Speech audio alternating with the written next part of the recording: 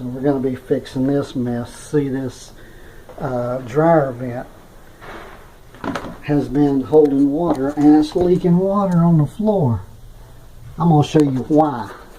Hang out with me, come on. Let's go up on the roof so I can show you what the problem is. This is going to be a short video, but it's one you need to see. So let me see. Can you see underneath there? Can you see all this stuff? This thing is full. It's so full that the flapper door won't open. There's a bee's nest in there. I'm gonna try not to drop the camera and go back down and turn the dryer on, see if I can get this stuff to come on out of here. Now just the hose all back up. That's a good sign.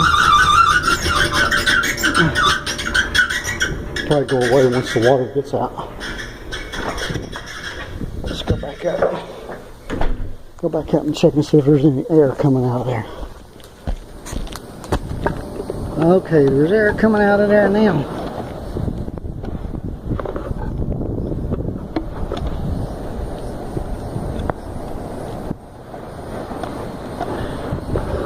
Okay.